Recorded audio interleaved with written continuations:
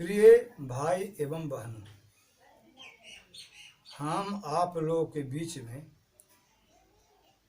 आज ये कहने जा रहे हैं कि योग में कर्म करता हुआ योग भ्रष्ट प्राणी की क्या गति होती है। यानी मान लिया जाए कि कोई योग कर रहा है और उसमें सफलता नहीं मिली, असफलीभूत रह गया, तो उसे योग भ्रष्ट कहते हैं।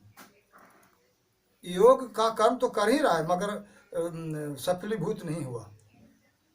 कर्म करते करते अंततोगत्वा उनकी मौत हो गई, तो फिर क्या होगा इसके बारे में जाने।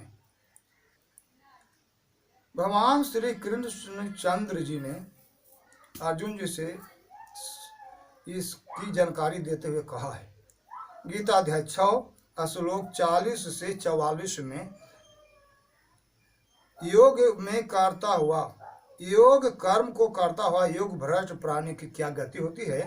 गीता अध्याय 6 श्लोक 40 से 44 में भगवान श्री कृष्ण चंद्र जी ने अर्जुन जी से कहा है कि हे अर्जुन, योग में सिद्धि को नहीं पाने वाले प्राणी या जीव या जोगी इस लोक से परलोक तक में नाश नहीं होता, अर्थात वह गिर नहीं जाता, अर्थात वह निम्नता को प्राप्त नहीं होता, अर्थात वह अधोगति को प्राप्त नहीं होता।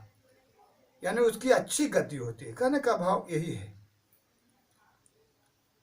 वह स्वर्ग को प्राप्त होता है और बहुत काल तक स्वर्ग के सुख को भोगता है।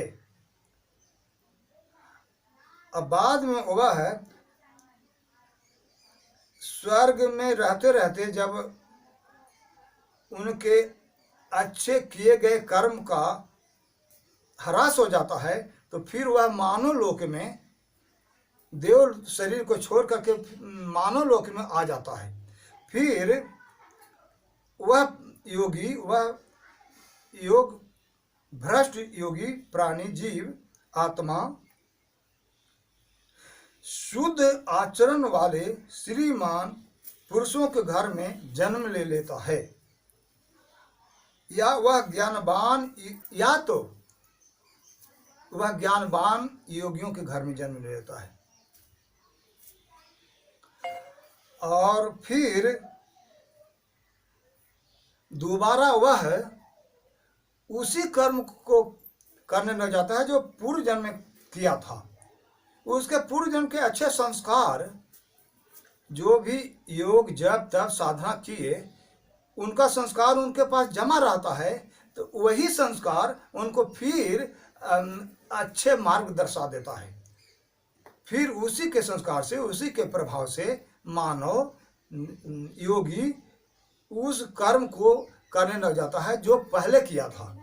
यानी उसी तरह के मान बुद्धि बनी रहती है उस योगी को, जिसके चलते फिर उसी तरह के कर्म में रत हो जाता है और अंततोगत्वा फिर वह उस योग को करता हुआ, भक्ति को करता हुआ, सदकर्म को करता हुआ परमात्मा को पा जाता है, परम गति को पा जाता है, परम धाम को प्राप्त हो जाता है।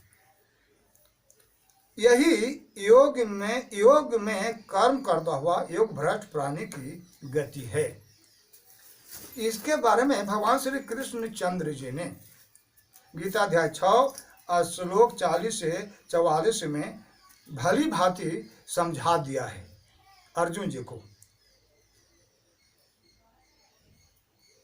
इसकी जानकारी हेतु आप लोग हमारे चैनल सत्यम SR वर्ल्ड को सब्सक्राइब करें और देखें और इस तरह से जानकारी प्राप्त करें।